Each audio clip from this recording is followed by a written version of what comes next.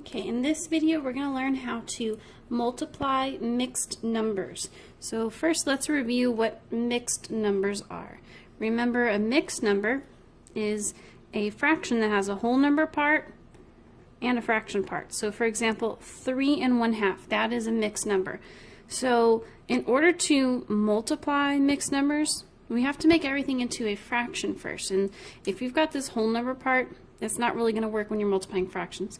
So we need to practice taking this mixed number and turning it into an improper fraction.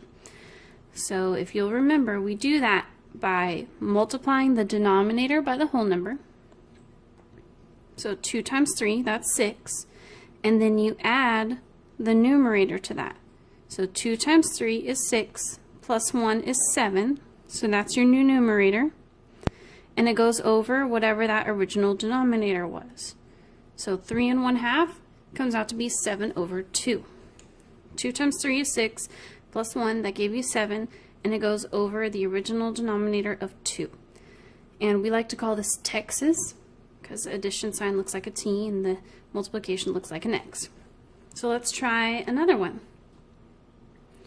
How about 4 1/2? Remember, multiply the denominator by the whole number.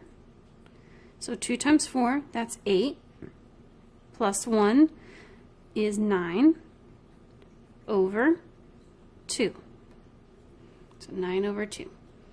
So again, just kind of go over how to turn a mixed number into an improper fraction. Now we'll go to the steps. They are the exact same as multiplying regular fractions. So step 1 is turn everything into a fraction. So change everything into a fraction. Step 2, multiply your numerators.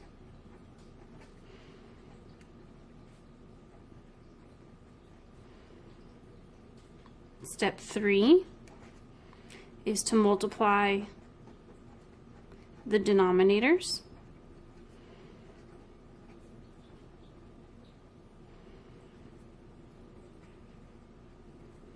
And step 4, just like before, was to simplify. Okay, so change everything into a fraction, multiply your numerators, multiply your denominators, and then simplify. That's all there is to it. So let's try some examples here. Example 1.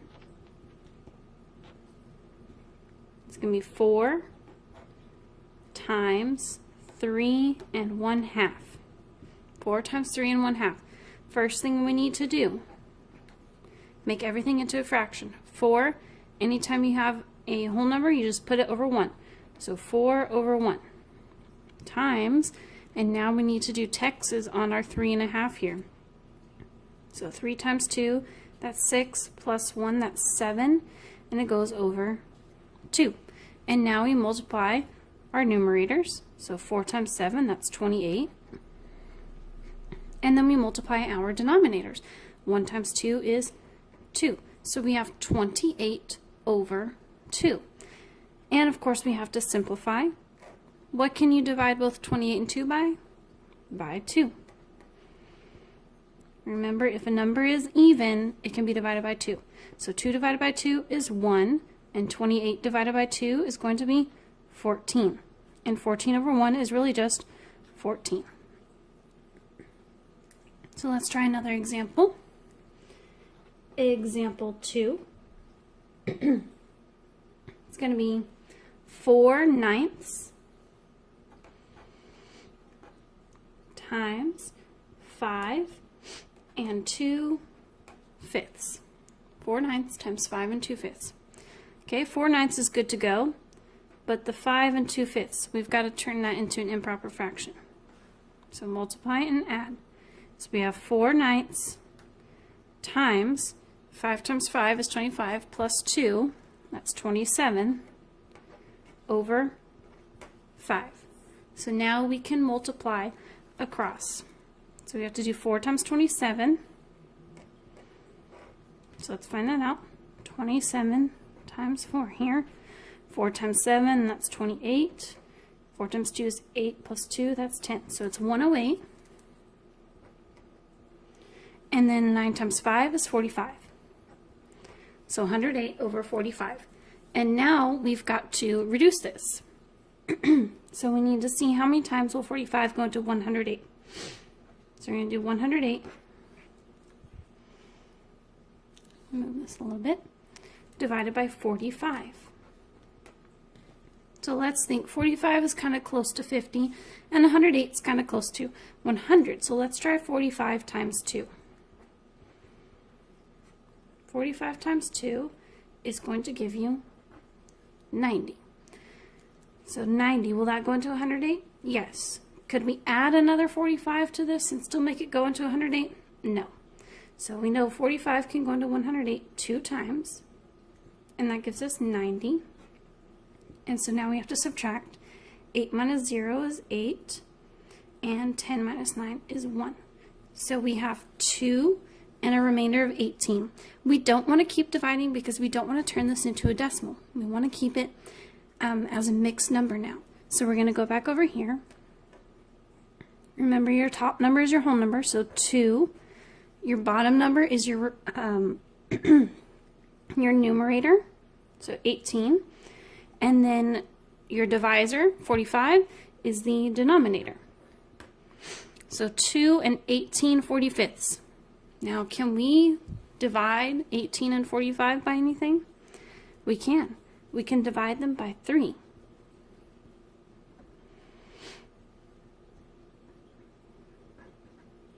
So 2, your whole number stays the same. And what's 18 divided by 3? It's going to be 6. And 45 divided by 3 is going to be 15. And look at this. We have 2 and 6/15. Can we reduce that more?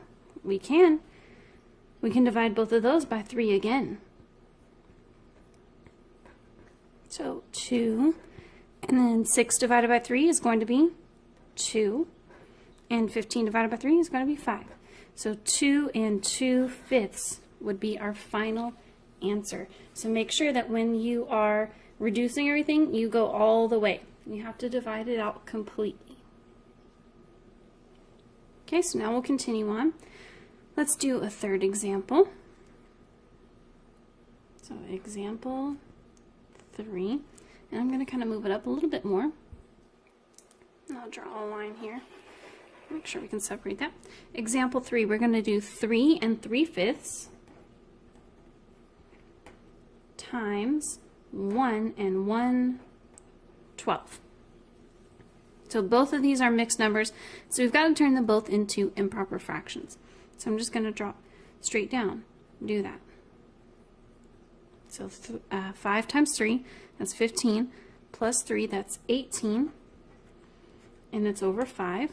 That was the original denominator, times, and then now we have to turn the 1 and 1/12. So 12 times 1 is 12, plus 1, that's 13, and it goes over 12. I'm going to show you something really quick that's going to be very helpful to you. If what I'm about to show you confuses you, don't do it. If it helps you, please do it. So what we're going to do, it's called cross simplification. You're going to look on the diagonals here. You see 18 and 12, and then 5 and 13. We're going to see if we can divide anything from both of those numbers that are diagonal from each other. So 18 and 12. Can you divide anything from both 18 and 12? Yes, you can divide them both by 6. So what is 12 divided by 6? It's going to give you 2. So we cross out 12 and we're going to put 2. So now our denominator on the second fraction is 2. Over here, we're going to do 18 and we divide it by 6. What's 18 divided by 6? It's going to be 3. So you divide the numbers on the diagonals from each other by that same number, because 12 is divisible by 6 and so is 18. And it really just helps you to simplify because you're doing your simplifying now rather than at the end. so you don't come out with some really, really big number on either your numerator or denominator and then have to work with it at the end. It just makes it easier now. Now what about 13 and 5? There's nothing that you can divide those two by, so we can't cross simplify that way. Only this way. So now let's multiply. Our numerator is 3, because we simplified. So you have 3 times 13, it's going to be 39, over, and then 5 times 2, which is 10. So we have 39 over 10. 39 over 10. And so now we need to simplify this. How many times will 10 go into 39? It's going to go in 3 times. 10 times 3, that's 30, and we're going to have a remainder of 9. So it's 3 and 9 tenths. That would be our final answer. So the problem you need to do on your own is going to be 1/3 times 4 and 1/2. So I want you to bring me this question answered when I see you in class. Bye.